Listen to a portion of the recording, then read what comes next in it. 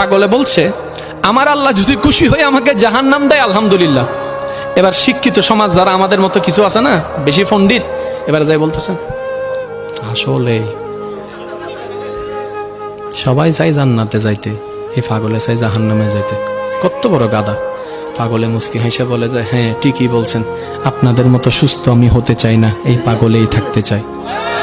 এবার তাদের একটু টনক লটলো, কই কেন? সবাই চাই জান্নাত, তুমি চাচ্ছ জাহান্নাম। বলে যে ভাইয়ারা, আপনারা মনে হয় আমার কথাটা খেয়াল করেন নাই। আমি বলেছি আমার রব যদি খুশি হয়ে, আমার রব যদি খুশি হয়ে আমাকে জাহান্নাম দেয়, আমি সেটাও নিতে রাজি। বলে যে এখনো বুঝলাম না।